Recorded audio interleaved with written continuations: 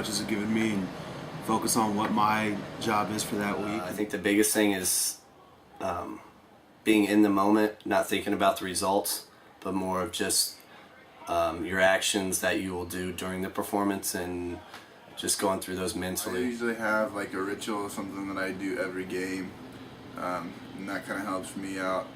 I just, like, especially the night before, I just kind of chill and relax and just think about what I'm going to do in the game the next day.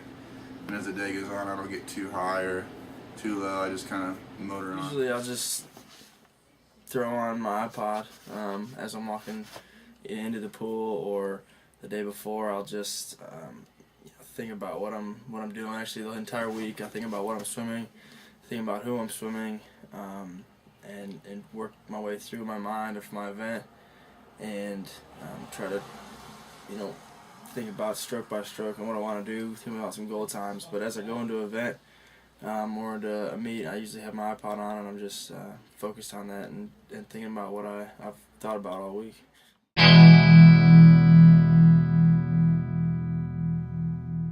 Big part, because he tells me what I'm going to need to do, everything like that, and keeps me calm and sane before I have a big match. A coach can really get you pumped up. You spend so much time with your coaches, and you have to have a certain level of respect for them. And when he says go, you go. So it kind of helps me. Our coach has a big impact. He's a man of few words, so he usually says things that really hit you hard. He's not a big yeller or screamer, and I'm not really a big yelling and screaming kind of guy. So I just feed off what he has for that meet.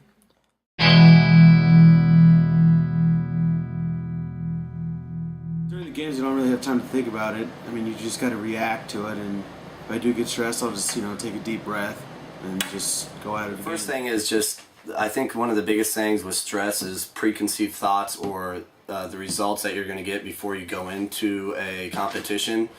And if you can eliminate all those side factors besides just being in the moment, those stresses will slowly relieve and dissipate as you get more and more in the moment and forget about all the side distractions. Well, any game can get stressful, especially if it gets close, but if you know that you've prepared well, then you can just play and be confident in your abilities. That's the biggest thing. The most stressful time is before games because you're thinking about it, but once you're actually playing, it's not as bad. You're just worried about playing and not about the situation. I don't know. I don't know if I've ever really thought about that. Haven't thought if it was actually stress during a meet.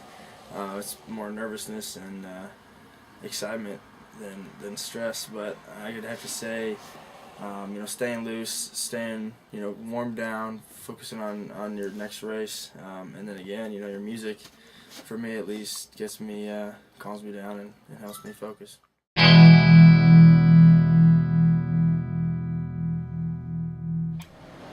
No superstition. I have routines. I wouldn't say superstitions by any means. I think it's good to have a routine, whether it be pack a certain meal or wear the shirt you always wear or something like that. I consider more routines than superstitions. I'm actually a hugely superstitious person. Not in everyday life, but before games, like the day before, I wear all the same clothes and do all the same things. I know in high school, all my buddies, we would go to mass and stuff, and we'd all walk in the same order and sit in the same places and do all the same stuff. Like, everything has to be the same week to Not week. so much. I have a routine that I like to do, but I like to have some superstitions. I have to wear the same goggles, same cap. I have some nervous twitches. Maybe I fix my goggles. Make sure over my eyes, properly. Fix my cap. Make sure they're holding my goggles down. Other than that, it's not really any superstitions.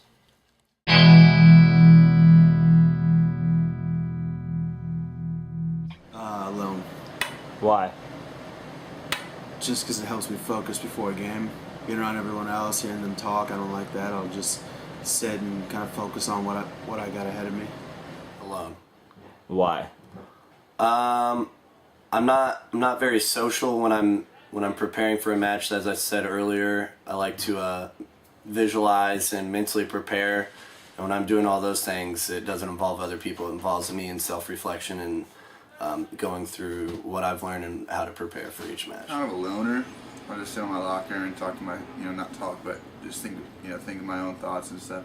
I never really get into it when everybody's jumping around in a circle and screaming and stuff. Like, I'll be there as part of the team, but I'm not really going crazy like some people do.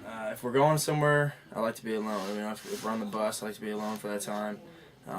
Or before my race, I like to be alone. But while during warm-ups and we're kind of just hanging out, I'm with the group and firing each other up.